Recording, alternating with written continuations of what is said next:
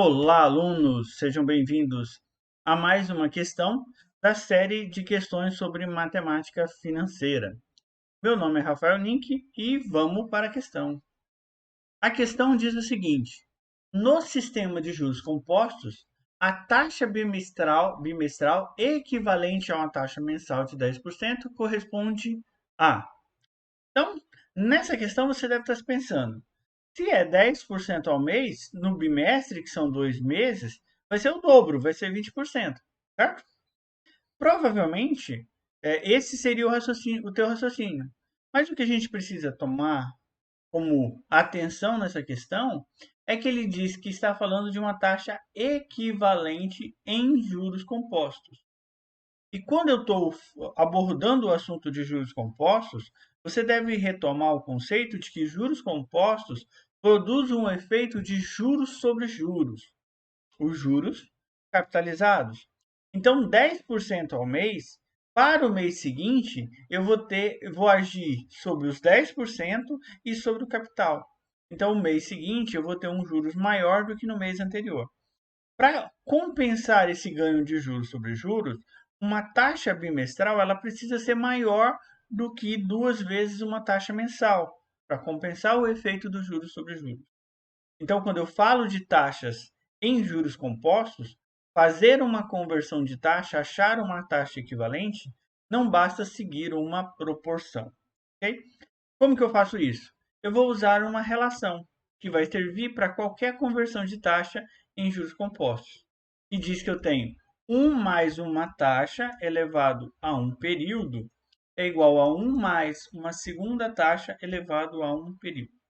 Então, eu digo que duas taxas são equivalentes se elas produzirem o mesmo montante no mesmo intervalo de tempo. Por isso que eu vou pegar períodos equivalentes, certo? Então, como que eu vou fazer isso? Eu vou chamar a primeira taxa da taxa que eu estou procurando, que é essa taxa bimestral, e a taxa dada vai ser a minha segunda taxa, ou seja, a taxa mensal. Como eu tenho duas taxas em períodos diferentes, eu vou pegar um intervalo de tempo que caiba, que dê conta de abranger esses dois períodos, de forma exata para facilitar a conta. Então, aqui eu vou considerar um bimestre. Por que eu estou considerando um bimestre? Porque em um bimestre eu consigo aplicar a taxa bimestral uma vez. Em um bimestre eu consigo aplicar a taxa mensal 2 vezes. Então você precisa considerar um tempo que caiba as duas de forma exata.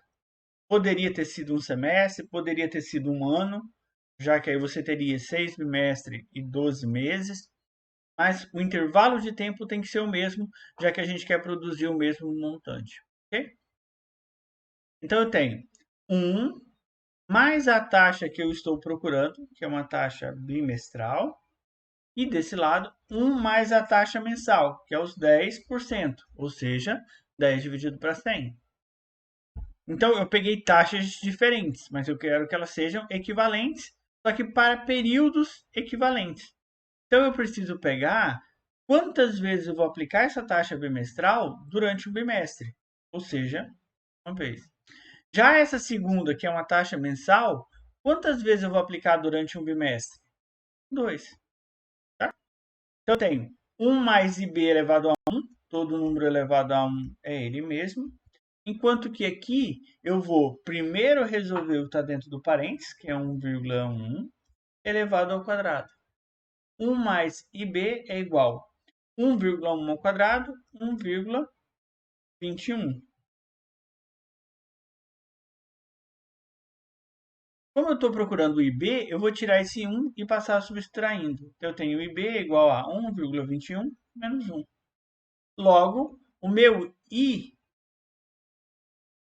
que é minha taxa mensal, vai ser 0,1. E se quisermos escrever como percentual, multiplica por 100, que vai dar 21% ao bimestre. Então, 10% ao mês. Em 2 meses, eu poderia achar que eu tenho 20%, mas isso só vale para juros simples. Em juros compostos, eu vou ter 21%. Por que eu tenho essa diferença? Porque em juros compostos eu vou ter o efeito dos juros sobre juros. Então, esse 1% que aumentou é exatamente a consequência desse juros sobre juros. Então, a alternativa correta, D.